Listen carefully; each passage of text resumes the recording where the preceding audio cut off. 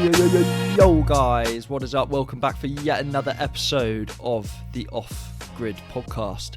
This episode has got a story that happens before, in the lead up to recording. Now, a couple of months ago, I posted out on LinkedIn saying how hard it was to be a sort of startup founder looking for a place to work, because, you know, going to a public library, you just listen to wheels on the bus go round and round. So I go to a university library and then I can't get in because I'm not a student. And I just put this post out saying, like, where do we work without paying, you know, a lot of money for co-working spaces and things like that. And this guy commented on my post. He's a founder, and he said, come to my workspace cabin in nature. You can have it for the day. And I thought, actually, let's get you on the pod. And basically what happened then was I turned up at this vineyard and I had to find this horse trailer in the middle of a field using an X on a map. It was so much fun. I was like, okay, we need to go left here, right here, trying to find this cabin. And then I bumped into Kim, and he's there in his wellies with logs under his arms. I gave him a bit of a surprise because I'd arrived before him. And we just got talking straight away in this beautiful cabin in nature. Now, Kim is the founder of Unlost Co and Touch Video Academy. And Unlost Co have dens, adventures, and a club all about nature and creating this sense of awe. And this episode was actually in an unlost den. It's absolutely stunning. And Kim actually built this thing himself, having had no experience in like any sort of carpentry or anything like that.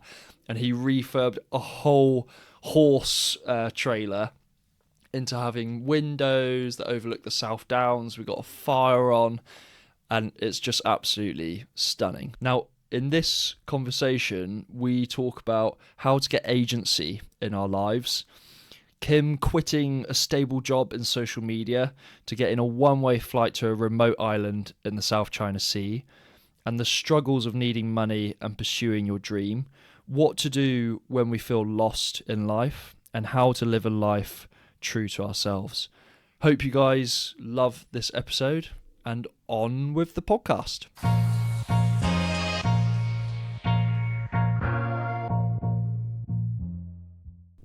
Kim, welcome to the Off Grid podcast, mate. Welcome to the Off Grid cabin, mate. Yeah, this is unreal. Like, I was thinking on the way here, I was saying how much of an adventure it was to find this place. Like, X marks the spot. I was loving it. I was like, right, like, we're gonna go this way. We're gonna go around the vineyard, and here we are. Can you tell us a bit about how this all came together? Because there is one thing about your journey and doing research into this, is you've got an incredible ability to do things that other people talk about but never do.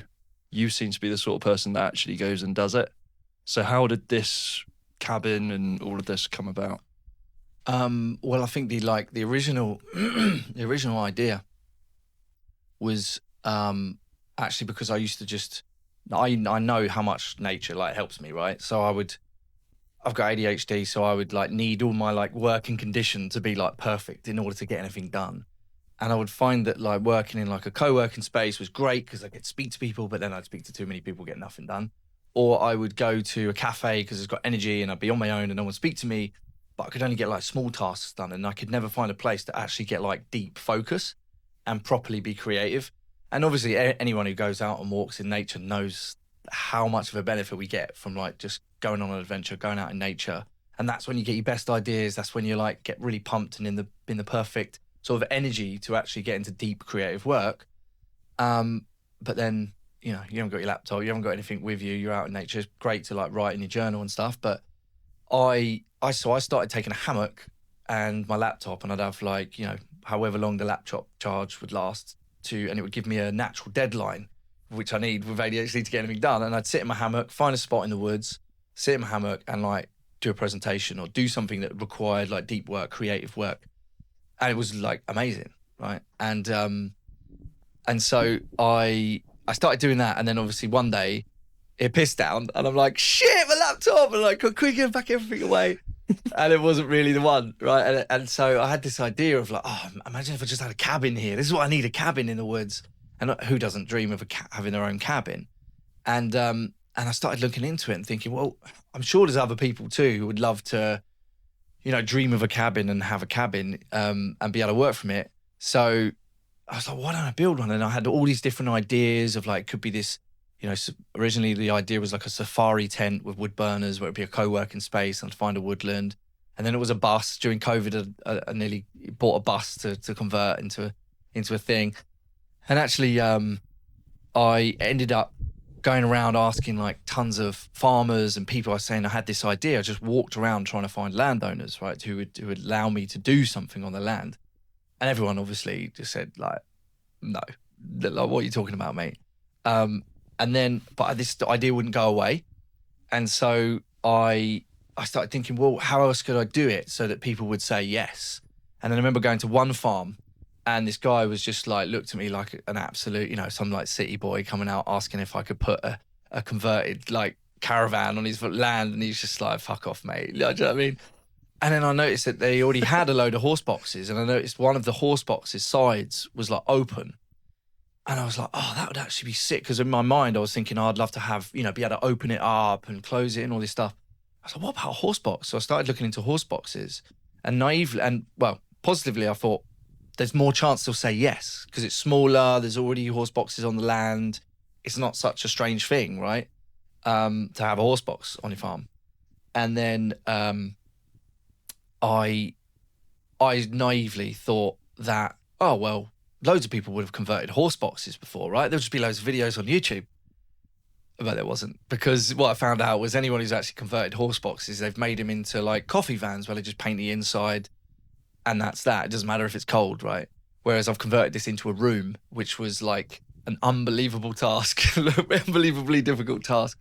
So anyway, the way it come about was, I ended up getting really frustrated with the job that I was doing with the business that I was running, because I started that, my video training, my video coaching business, as it was like a skill that I had, and I knew that people needed it, and I knew that I was good with it. But my real thing has always been experience design and adventures. And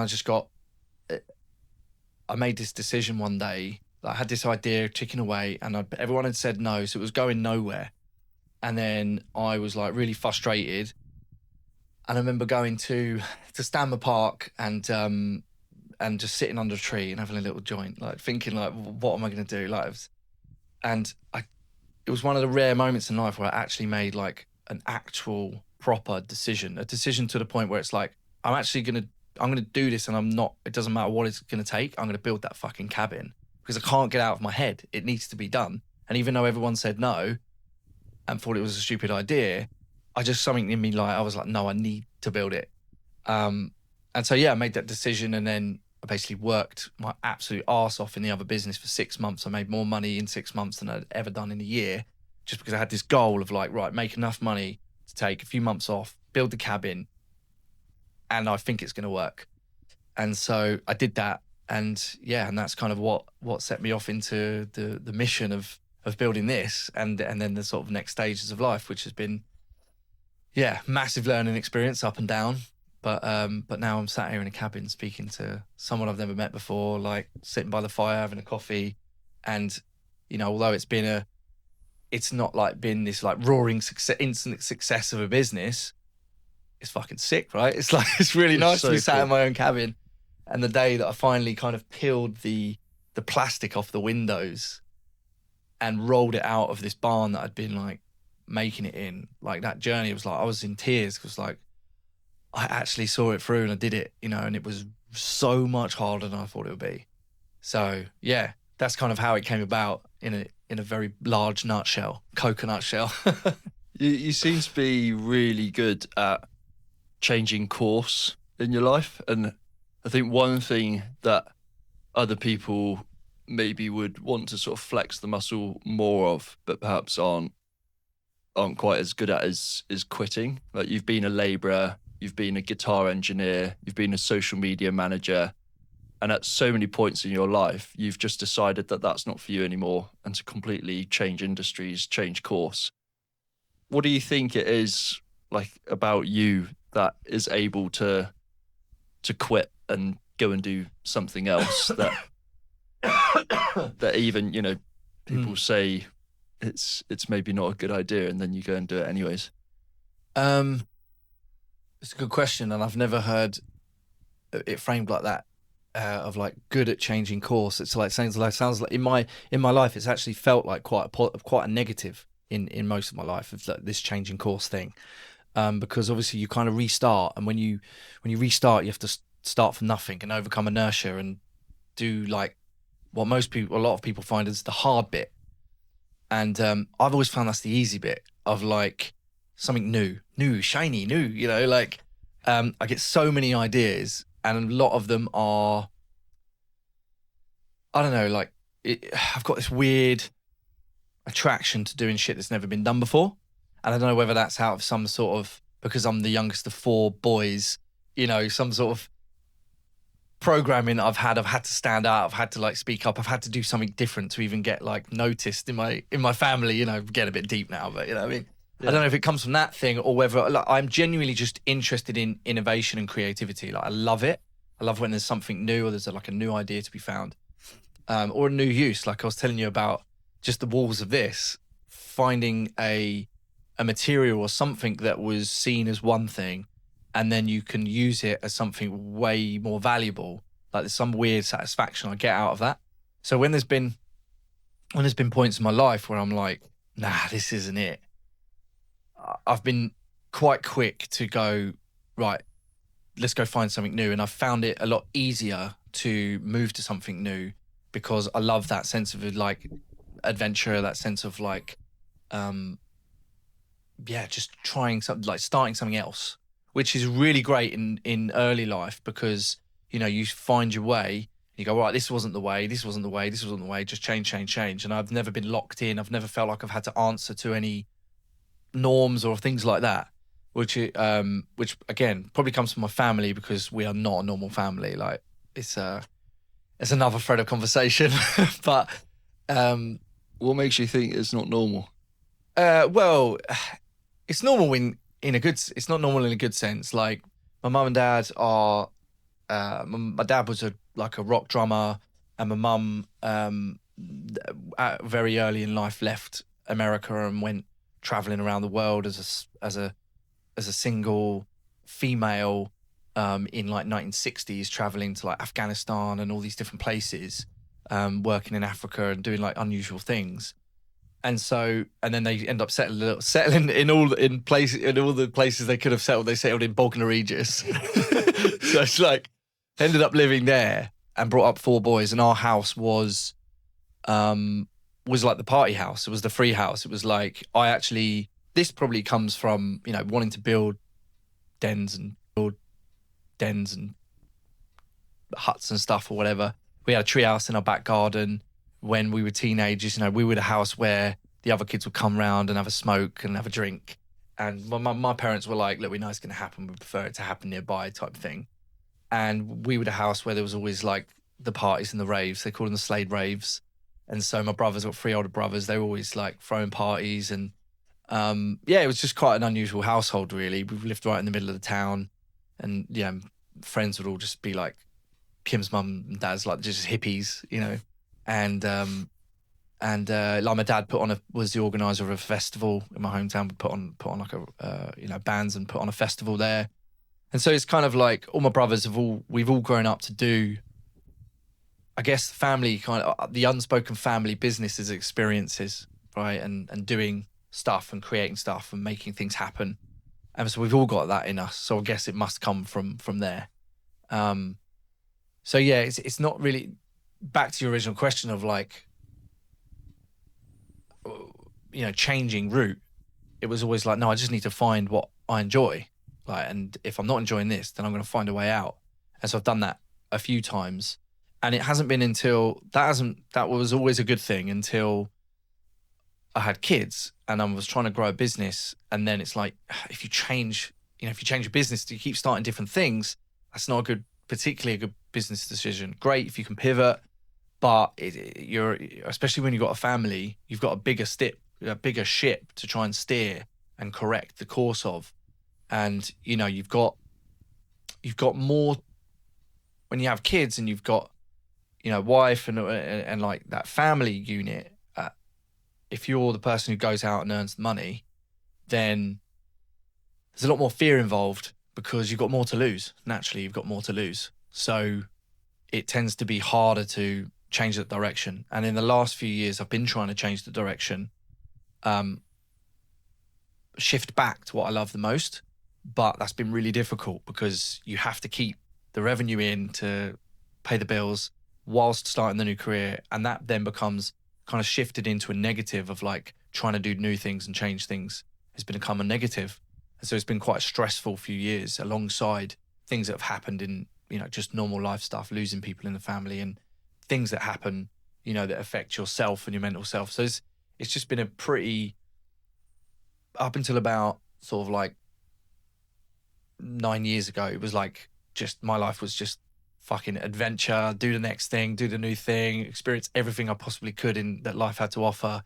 And then, you know, shit gets real at a certain point and it becomes a little bit more difficult to change quickly. But even so, as I said, this was like 3 or 4 years ago that I made this change, but that's because I had to put extra effort in to make the change. Which was like, I need to have enough money to be able to go shift and pay the bills whilst I'm standing in a barn, cutting my knuckles up, trying to build a fucking horse box. You know what I mean? I needed there to be, there was a bigger ship to steer, if you see what I'm saying. That was a ramble, but hopefully I answered your question. It absolutely does, mate. Yeah. And it's nice to see that it's all a journey. You're still the same character, just with like changing context throughout your life. And then you have to kind of pivot to that a little bit as well, which is I think a wonderful way to sort of acknowledge and accept that your life is just changing. And one of the things when you were younger that really made me sort of sit back and go like, wow, okay, that was a big move, was when you quit your job as a social media manager and decided to just put an X on the map, this island in the South China Sea, head out to the Philippines and just invite some friends along and say, we're gonna do this. That seems extreme. Yeah. What was it that led you to that decision? Yeah, so that moment when I found an island and put an X on the map, I was actually sat, you know, in my office at work in a big agency, and I could just feel that this environment wasn't for me. Like I just didn't feel I belonged there. And I was originally hired because of the experience that I had, worldly experience that I had, because of the, you know, going on tour with bands and going traveling. And the thing is, social media was pretty new at the time. So they wanted, rightly so, they wanted people who were actually social, who'd done like festivals and, you know, had a lot of life experience to bring that online. But sat there in the office, you know, I just found myself gravitating towards like Google Earth. I was just like obsessed, you know, looking for more adventures, like trying to find what would be cool.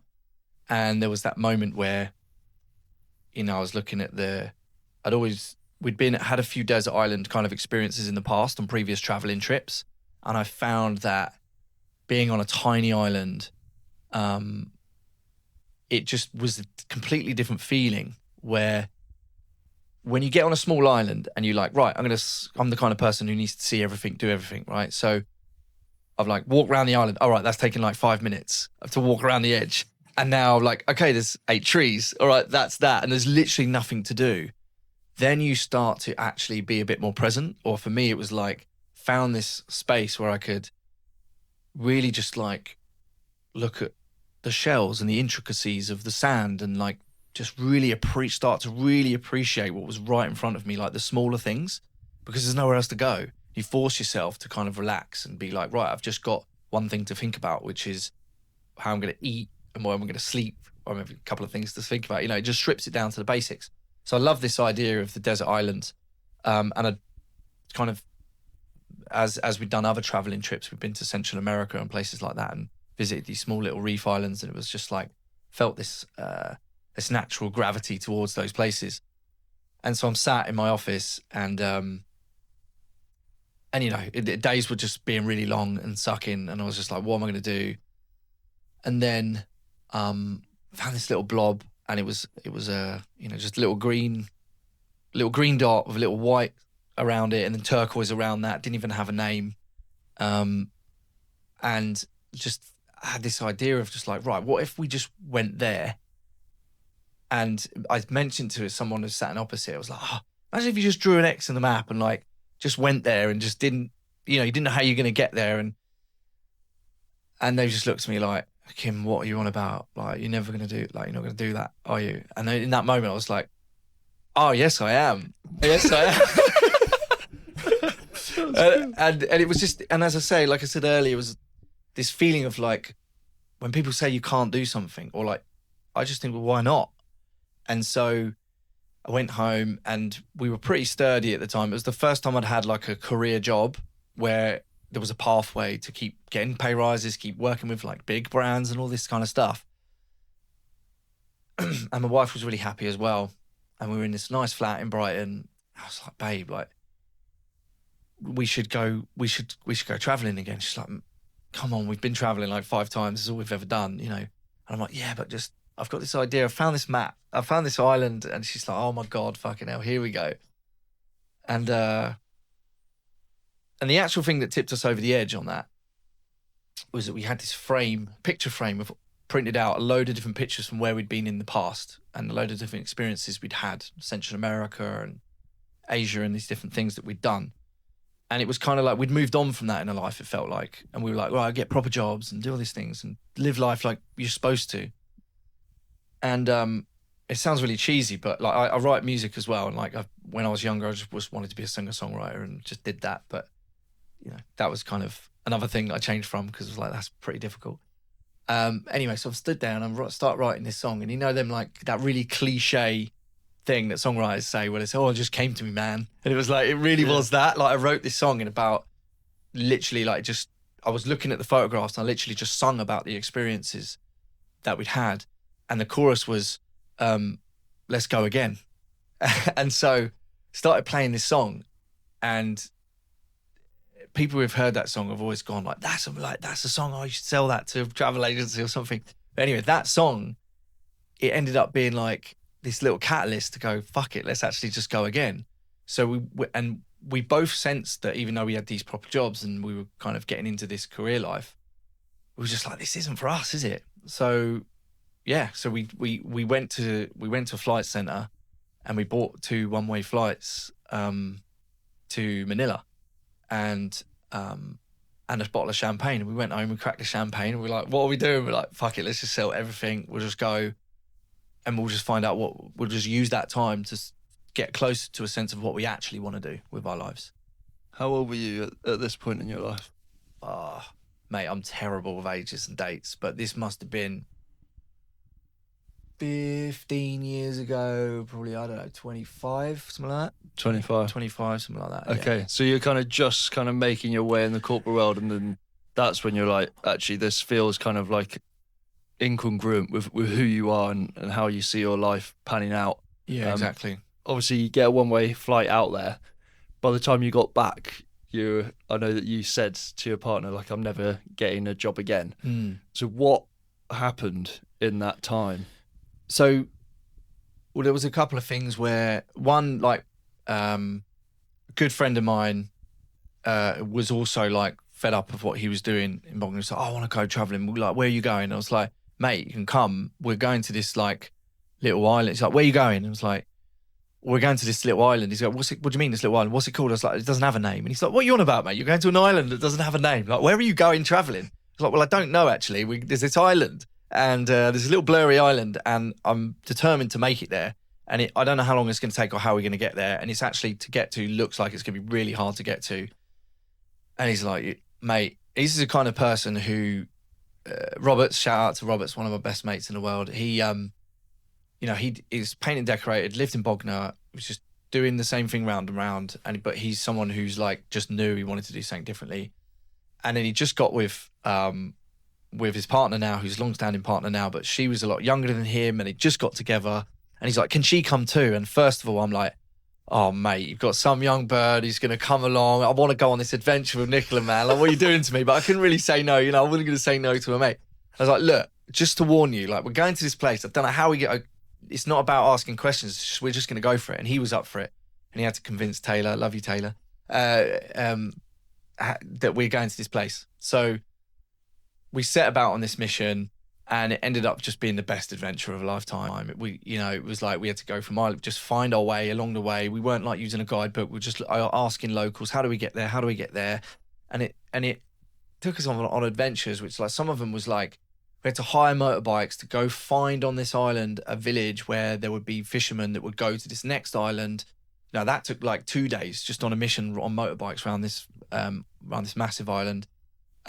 Where the roads are just dirt and that's it. Found the village, we took the bikes back, then we got someone else to take us to that village, and we knew that this boat was going on a certain day and the boat was broken, so we ended up having to sit on this beach, and there was one guy who had a little bamboo cabin that we just kind of ate tinned pineapple and drunk rum for like 3 days while we waited for this boat to get fixed to take us to the next island. Then we get there and there's this island where there's a little village and we're the only foreigners, you know what I mean? Like they half the island came to see us arrive, and they were embarrassed that they didn't have a guest house for us to stay in. So the mayor of the municipality came and said, "You can stay in my house." And we took and stayed in the mayor's house.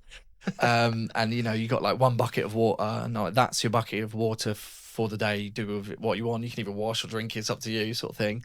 So it was very basic, but it was amazing. It was like the richness of the experience of going to these places, which was just untouched from tourism. And it's like the clearest water in the world you've ever seen. And, like Taylor, bless her, she's only 16. And she so 16 or 17 at the time. She was just really struggling with the food and things like that. But during that experience, I found that, like, yes, it was awesome for me to go and, like, do this adventure. But seeing someone who, like, was fucking terrified of, like, everything at the start of this trip. This was Taylor, my mate, my friend, Robert's his partner, and by the end, like she was terrified to put her foot in the water, and by the end, I'd helped her sort of start snorkeling, and like we were doing bit by bit, up to your knees, then up to your waist, and the sort of satisfaction I got, partly through, whatever, I can't remember the word, partly through my own selfishness of like kind of watching her suffer and us having a laugh at that, but truly, it was like seeing her then. Go snorkeling and climb this mountain at sunrise when she was like, Kim, I fucking hate you. What are you doing to me? But actually was having these amazing experiences. It was like so satisfying to feel like I'm helping someone do what I've instinctively has fed my soul all of my life, and helping someone else do that and other people. And so we ended up making it to the island, and Taylor and Roberts didn't make it. Taylor got ill, bless her, and she had to go to a bigger town. Me and Nicola, my wife, made it to this island, and it was literally the most perfect desert island you can imagine. Like the sand was almost pink. It was so soft under your feet. The sand was like it was like pink, glittery tinged flour. And then the sea was literally the clearest water you've ever seen. Where you put your head under, you just see turtles and everything else. And it was just this untouched island. Like it was just amazing. And I sat there and I just knew that I couldn't go back to normal life after that. So I said to my wife, I was like, babe, just to let you know, like, I don't think I'm ever getting a job again. And she's like, oh, fucking hell. Here we go. What are we doing now? So yeah, it changed in that I realised I didn't want to do it just for me. And I'd always felt that instinctively. I'd always want to take people with me. And I kind of felt like it's because I didn't want to be alone, or I just want, but actually I realised it's because I genuinely get so much pleasure out of seeing other people experience something that they've never experienced before and seeing how it changes them.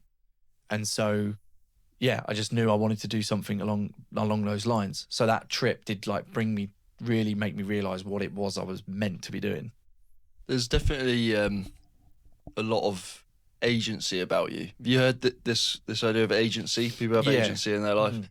Yeah. You seem to have that in abundance of like you set your course and then you get after it. And even the idea of just quitting your job for some people is just petrifying. And then let alone the idea of like going traveling to a place you've never been before and building a cabin and then building a business around it, and so much unknown in your life, and you almost seem to be drawn to it. Like the very fact that you don't know how it's gonna work out seems to be the whole appeal of doing it in the first place.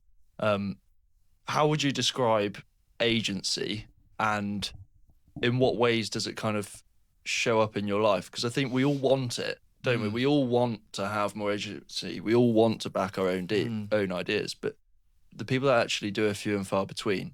Yeah. So how would you experience it yourself?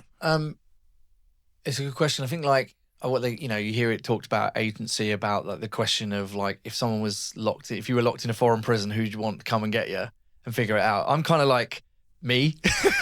I want to figure it out. I need to be so.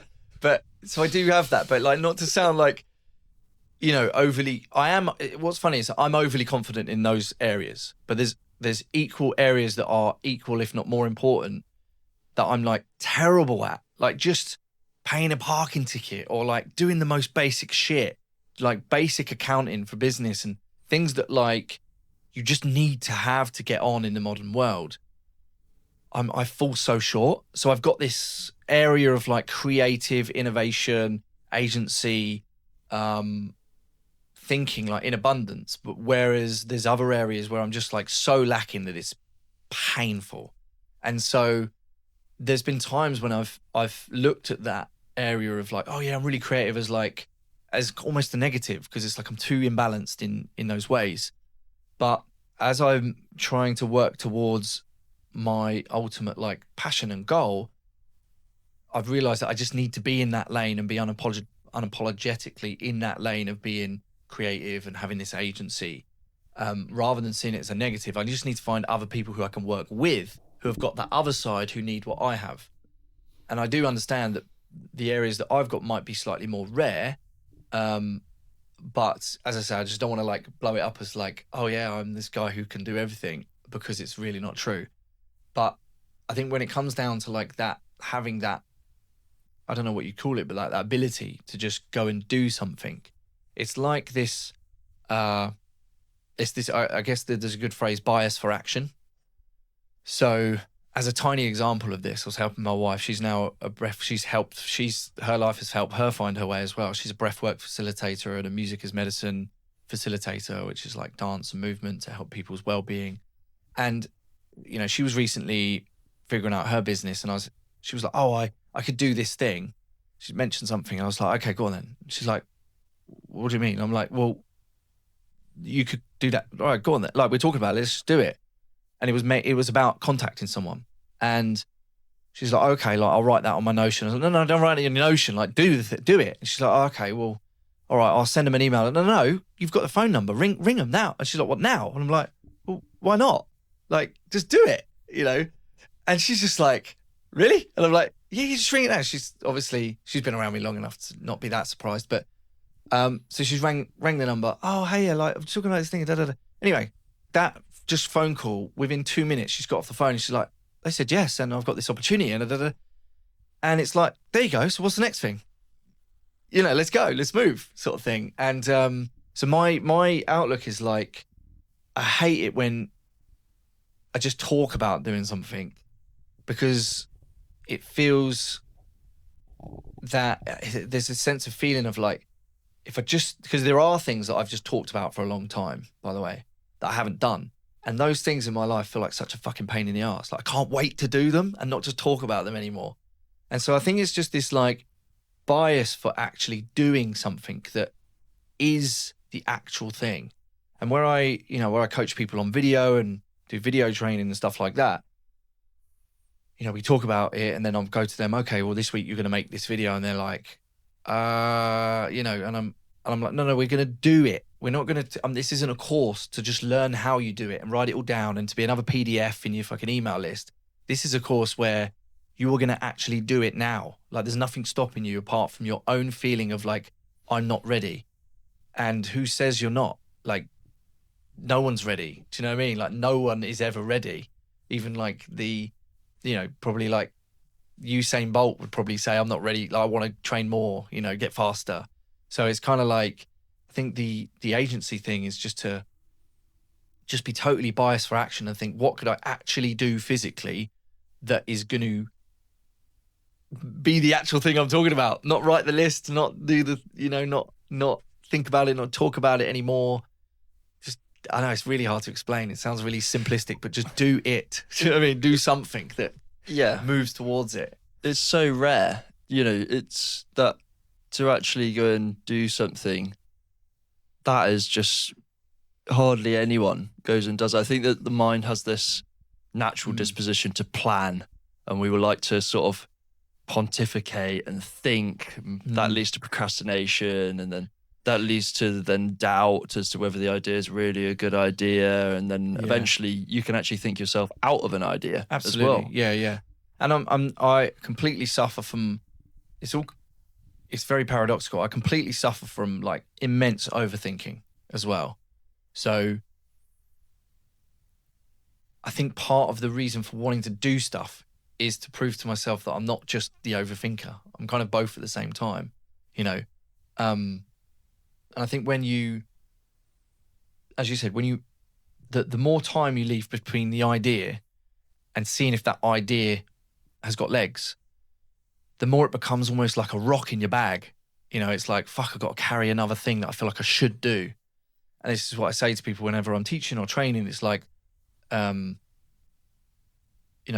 there's some old, I've not got this off the top of my head, but this is some old proverb from somewhere that says, knowledge is baggage until it's in the muscle. So what that means is like, if you know about something, you know how to do something, and you feel like you want to do that thing, but you don't do it, it becomes like a negative feeling because it's like this weight of not doing it. Whereas if you have knowledge, but you put it into action, that combination is like rocket fuel. Do you know what I mean? Yeah, so I do. It's I did a 4-year business degree, so I do know. Yeah, so it's so different between the thinking about doing the thing. It becomes like this weight rather than just do the thing and see what happens next. It becomes this freeing experience. And I honestly think from my point of view, it's like I have as much overthinkingness and painfully slow action taking as I do agency and fast action taking. And I think that I just use that agency to try and get away from that overthinking side of me, which doesn't take action. The trouble I have is I've got too many ideas that I want to take action on. You can only build one horse box at a time. You can only do one adventure at a time. And it's like, I need like to be, Dr. Octopus of all these different hands just getting on with everything at the same time. Yeah, there's a lot going on. I can tell in your mind. There's a lot going on of this kind of like almost maybe quite sporadic with like ideas flying in from like angles you didn't really see coming. And it's exciting. Like there's clearly like you got real energy about you.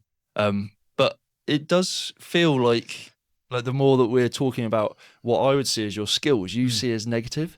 And I genuinely feel like there's obviously being humble, but I do feel like maybe you don't kind of rate those skills.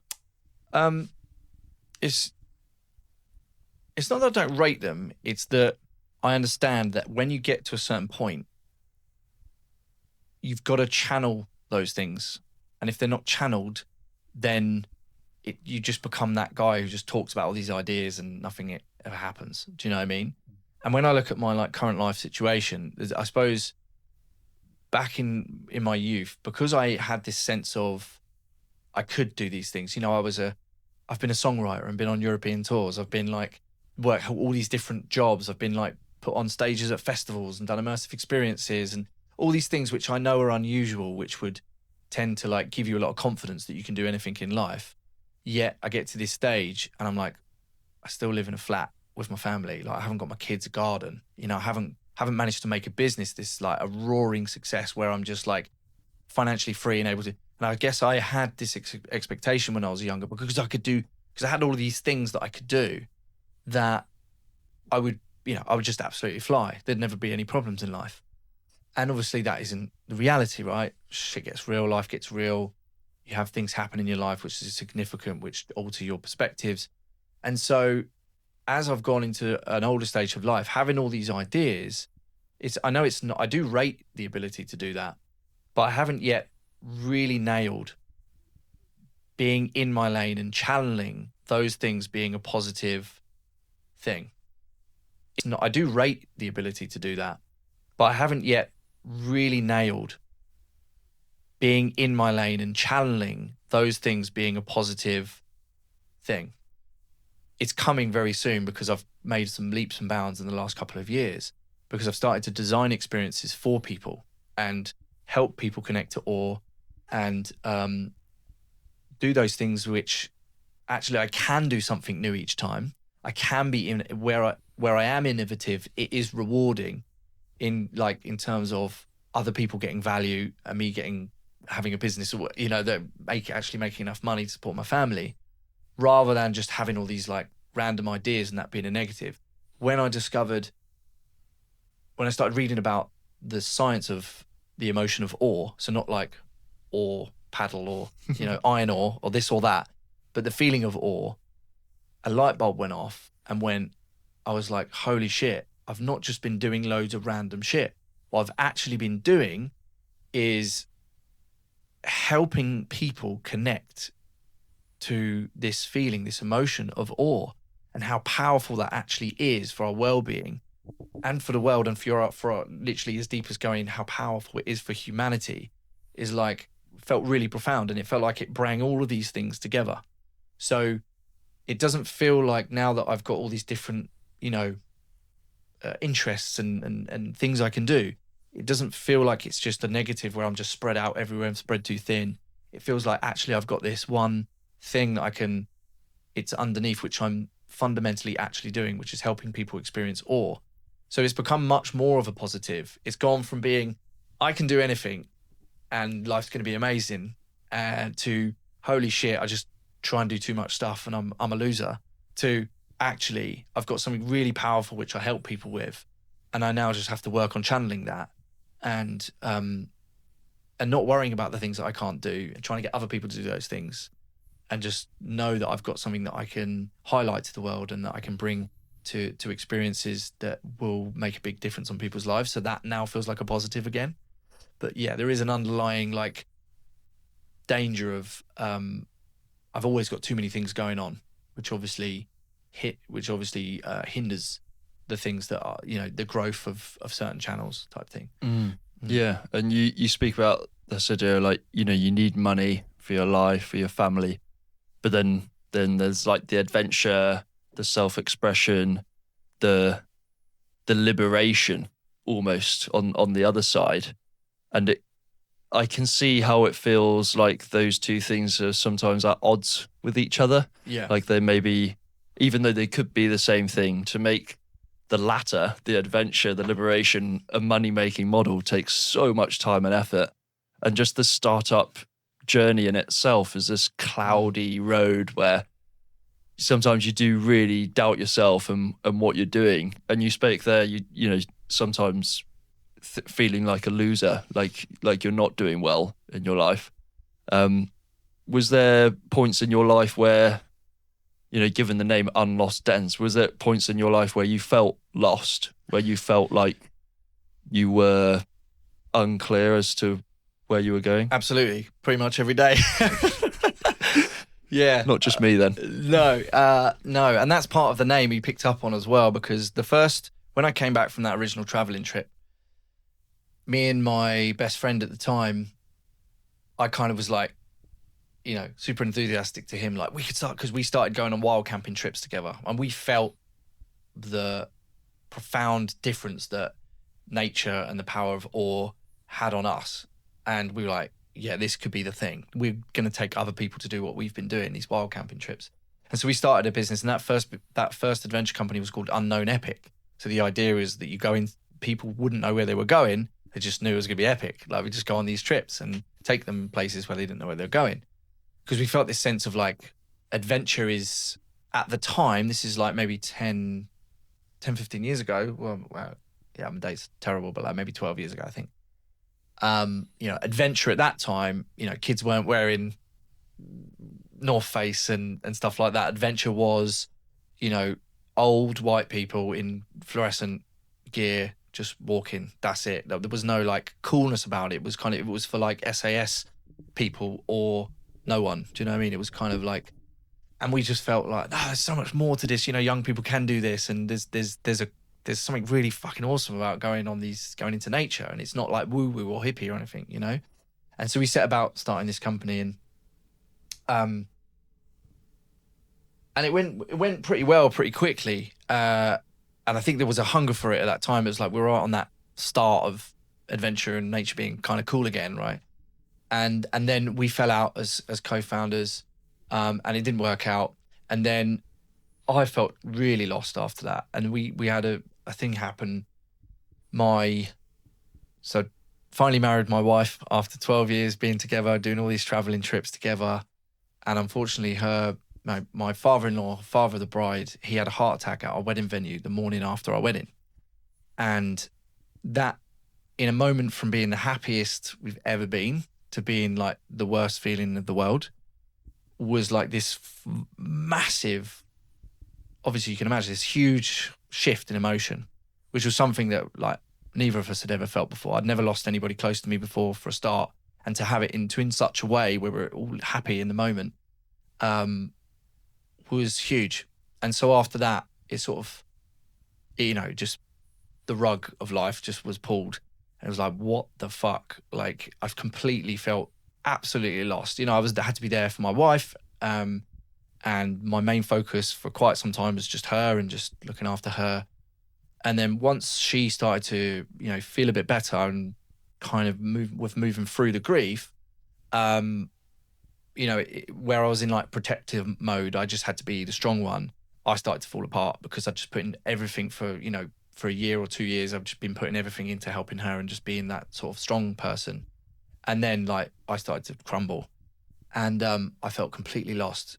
And every time, and this has happened, other unfortunate things have happened, later on down the line, that have happened in the same sort of way of like, what's supposed to be an amazing time has ended up being this like unbelievably difficult, grief-filled time.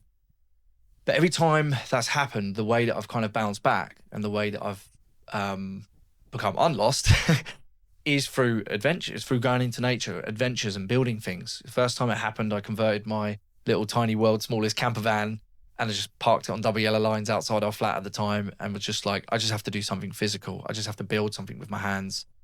And I did that, and it really helped me. And I went on, went wild camping, walking in nature, like just on my own for a few days, like in the wilderness. And that was like the best sort of medicine to get me back to to sort of ground me back, to connect to who I am.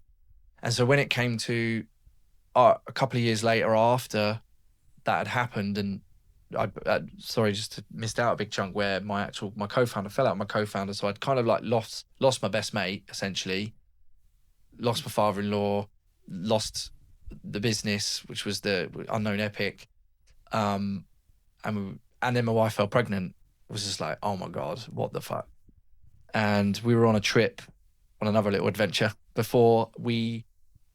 the last one before we had our son, and I was trying to, I knew that I still wanted to take the idea on. I still wanted to take people and help them experience awe and adventure. And so I named the company Unlost. And because it was like, it's going to help me get unlost, and it's going to help other people who are feeling like, shit, I don't know who I am, don't know what I'm doing, I feel disconnected, to connect to themselves, to connect to nature, to give them clarity on what to do next. Then it felt like a really appropriate sort of name. And yeah, so that's kind of how that name come about. And I think your original question was like, have you ever felt lost? And I still, it's almost, because I have all these ideas, I'm always checking in with myself. I'm always feeling like, shit, am I going in the right direction? Am I doing the right thing? But I've felt less since I've had this idea of bringing people together to experience awe, whether that be through teaching people how to make videos, music, adventure, immersive experiences. It doesn't matter. It's helped me go, it's okay. I'm not actually lost because I'm still going in the same direction, which is that. And so it's just like the X on the map. Instead of it being this one tiny point, it's become just like a big circle in a general area. And so it doesn't feel so difficult to like go, shit, I don't know what my actual specific goal is. I'm lost. It's like, no, it's fine. Just go in the general direction and, tie that to the idea of adventure. That's what adventure is anyway, of just kind of not knowing where you're going, but getting somewhere gradually, it brings me, I have to remind myself of that to bring me like back into, I'm okay. I think it's more common than people certainly like to make out. You know, it seems like people like to sort of portray this image that they're all sorted and that like everything in their life, from their like relationship to their health to their work to their mates, everything is just all good. And it's complete bollocks, because no one is ever all good, and there's always one thing that is maybe kind of slightly dipped than the others, and you feel like you're kind of juggling in this life, and you need to kind of keep things up, and once one thing's up, another thing comes down.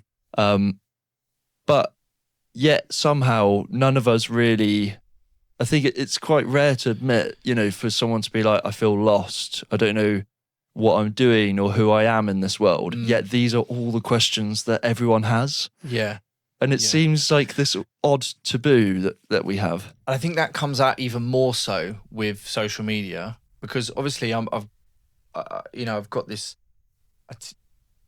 my business that I have ran all the way along since, for the last sort of nearly 10 years, alongside the adventures and doing all the experience design, has been teaching people how to make videos, right? Because I originally got into that through adventure and taking my phone on adventures with me, and not having a big camera. And I'm creative and I've got an eye for things, and I just wanted to teach people how to do that and how to like film their trips and not have to be on their phones all the time. It's kind of been really quite hard to communicate, because I'm trying to teach people how to not be on their phones, but hang on, you're using your phone to make video. I'm like, yeah, but the point is, if you know what you're doing, you can get your phone out, take one clip, it look awesome, and put it away for the next 5 hours. Do you know what I mean? Not just spend your whole time on your phone filming everything, which I think people get caught in that trap of doing, and living their life through seeing it through a screen rather than seeing it through their own eyes. And so when you're on social media, I think when people have their own thing and their own business, is that there's this feeling of, I can't let people know that there's anything wrong, because they won't have confidence in me, and then they might not hire me or pay for my services, and that's important, right? So there's this fear of being not being adequate for someone to hire you or to pay you to do your thing, especially with like, if the primary reason you use social media is kind of for your career or for your business. So, and I battle with that a lot, and I tend to post quite honestly and try to keep it real as much as possible, because if you're using social media as a way to just extend how you are in real life, then far more people will actually respond to that and see that as being someone authentic and genuine, and have more of a connection to you, right? And that will lead on to the opportunities and things you actually want. But there is a very real feeling of like, shit, I can't tell them that, because, if I tell someone that there's a bit of mold growing up there, then they're going to be like, oh, that isn't, that's not where I want to work from. But the reality is, if they really understand the long form and the conversation of like, oh, I built this because of this, and there's been 2 weeks in, then it's not really a big deal. So it's this constant balance, I think, between being honest, being real, being true, letting where you're really at out, but being afraid of that putting people off for some reason. And it does actually put people off. It's true. It's our human nature to kind of, we buy into confidence, and I think it all comes from confidence. So yeah, I think there's, when you think about the fear that most people have to let down their guard, I think it comes from this natural fear of like, shit, people ain't gonna like me or ain't gonna want my stuff, and so I've just got to pretend everything's all right. But that actually has the opposite effect. It's a weird subject. It's so odd, yeah. And so I've just got to pretend everything's all right. But that actually has the opposite effect. It's a weird subject. It's so odd, yeah. And I know exactly what you mean. It's really hard to describe. It's hard to articulate. And those people... It's hard to articulate in a short form, 1 minute, snippet. Yeah. And this is also like, I think I find about podcasts is, you find yourself we just want to have a proper conversation. You want it to feel like someone sat in the room with us, right? But then you see so many people trying to just like create snippets, or they're just doing a podcast just for the clips. And great as a strategy for getting like top of funnel or short form videos. But like, if you actually want to connect to people, you need long form. You need to hear someone's story and hear this stuff. And I think a lot of the problems getting deep now, but the problems of our society, people going, oh, they've heard this 30 seconds clip of someone and they judge them on that. And it's like, this is a big problem, because you don't really know what someone's motives are, what's underneath it all. And you don't have the context, but we just don't have the attention span for the fucking context anymore. So it's, yeah. How do you think that affects a wider society, having this constant surge of short form media and nothing is ever of any depth or true long form understanding? Well, I think that it's, it's not a good thing, put it that way. I think it just snaps people into judgment, and everyone's just looking for a quick answer. And there's a lot of judgments and a lot of opinions and a lot of beliefs are formed on just tiny nuggets of information rather than the whole picture. And so obviously that causes insane amounts of problems in our world. I think that the thing that I have a perspective on, because I teach this stuff, I teach people how to make short form video. But the way I do it is I try to be different in that I try and teach people between the balance of tactics and substance. And tactics is like the hook and it being short and it being attention grabbing and all that stuff, which you kind of need to stand out in the feed. But the substance is what it makes people feel like and the effect it actually has on people once they've watched it. And that can be like the value or information that you're trying to provide, or the connection with the actual person. So whenever I'm teaching people short form video, is like, it's not just everyone focus on these tactics to get as many views as possible, but that's the shit where people are snippeting really, out of context, controversial clips and running their judgment on that, rather than actually getting to the heart of what people are actually talking about, which is more substance, right? So I think what I tell people and what I tell clients is if you're really honest and you're coming from a place of genuinely trying to help somebody else, and all of your content is like, I'm going to make this because it will help, Jake over there do this thing, then that side of short form content is positive, because we're not just forming like judgments on our beliefs and our political and everything else beliefs. We're actually just learning from it, and it draws us into the right longer form content. That's the way I see the positive way of doing short form. But I don't really, as you could probably tell, my big passion is adventure and doing awe. And my big struggle currently is moving from that video training business, which has been really successful, to doing more of what I absolutely love and what you can tell I've been passionate about in this sense. So although I know a lot about that stuff, it's like, as soon as I start speaking about it, I kind of roll my eyes to myself. You know what I mean? It's like, you feel like you're kind of shedding the skin. You feel like you're kind of coming into this new you, because I know you have done a lot of like sort of self work, and you've looked into Daniel Priestley and finding your own origin story and things like that. Is it this? Could you explain what the origin story is, and kind of what is that kind of new growth that you feel coming into who you are today? I think the main thing is I realize that, when you see that like Venn diagram of 3 circles and where it overlaps in the middle is your ikigai and is the place that you need to be. Well, when I teach people video and video confidence, is like, it's 2 of those circles. I know I'm really good at it and I know the world needs it, but it isn't the thing that really lights me up. It lights me up helping people, seeing people become more confident and seeing people helping them to recognize awe. Like when I teach people video, if I like say, look, what you want to look for here is a detail, like a drip coming off of a flower with the sunlight coming through it. That is like recognizing a sense of awe in nature. And so making videos actually does give a vehicle for doing that, that's the part I kind of enjoy. But in terms of the 3 circles, what that actually would be for me and is when I create in real life experiences that aren't just contributing to the social noise and the video side, the social media side, is in real life experiences that people feel have so much of a connection with, have so much of a deep enjoyment for, and an experience that changes them, that they feel just compelled to tell people about it anyway. And that's natural, rather than having to like manufacture virality or whatever. You just give people something that they enjoy so much, that makes such a big difference in their life, that they are naturally going to tell their friends in the pub or on a walk or whatever.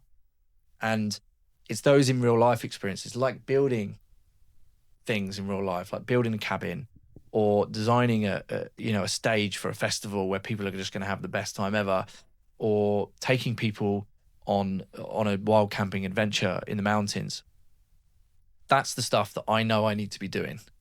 But it's a more messy, more difficult business model, because people learning how to do social media is kind of like just needed all the time and it's in our face. Whereas going into nature and experiencing awe, people can intrinsically know they need it, but they put it to the back of the queue.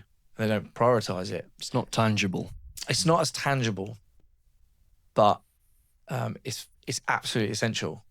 And you're someone who's doing a podcast about people getting into nature essentially and going off grid, so you get the profound effects it has to be in nature, to be on your own, to be on an adventure, to experience the mystery. And so I just want to bring that to people. And I do that through experience design. So I work with like brands and events to use the framework and the science of awe to increase it's not just enjoyment, but it's the deep feeling of what people feel having gone through an experience. Because when you experience awe, it literally it has such a profound effect on your physical and mental well-being. And it makes people retain information. It makes people more trustworthy. It makes people more generous. It makes people more likely to share stories. It has so many positive effects on people that for any brands or any companies that are doing something positive in the world that need to share their thing, I really feel like there's a need there which I can provide, which helps them to create their products and services and events more in line with our actual human needs of awe. And that would be valuable, and that could be my contribution and my career, instead of teaching people video. Kim, love your approach. Like you're all about like the experience and like what people actually feel. It's like it's all very human, and I think that can only ever come from someone that like really feels and experiences life to like the depths that you clearly do, and like have that incredible understanding about what is it that makes us feel human and makes us as like one community. Those feelings of like awe, this kind of like childlike playfulness in nature that is almost innate. It's all within us, and you're able to bring that out. So yeah, thanks a lot for talking us through it. Yeah, I mean, I love that. The childlike thing is that Unlost is actually all the adventures we've done and designed have all been inspired by childhood joy. So I think your original question was about the origin story, and I don't know why, went way off that. But just to kind of like answer that question quickly is like Daniel Priestley says it, when you're like around 10 years old or something like that, you have something that you do that gives you this sense of individualness in the world. And often entrepreneurs gravitate towards searching for that again. And what I found is when you include playfulness and joy and childlike wonder into adventures, you connect not only with who you are now, but who you used to be before you were tainted with all of the shit of life. And when you do that, it makes us way more creative, makes us feel so much more depth of joy. And it really brings us back to who it's easier to bring us back to like the type of person makes it easier to find their purpose or to find whatever it is that they should be doing. And usually that's, something which we actually enjoyed as a kid. And so I used to enjoy climbing over my fence at house and going on adventures through other people's gardens and making secret dens in their bushes and going on adventures just on my street. And so now I build dens and go on adventures and do all these fun things, which I'm trying to do more of. But yeah, so it's, I think it's definitely about not only going on an adventure, not only feeling a sense of awe, but trying to connect with who you deeply really are before all of the struggles and strains of life kind of took over your perception. Yeah. If that makes sense. We have the tools already. We kind of unlearn it as we get older, and it's already within us. So Kim, thanks a lot. Cheers for coming on. Dude. Good to see you. Good to see you, mate. Cheers, Kim.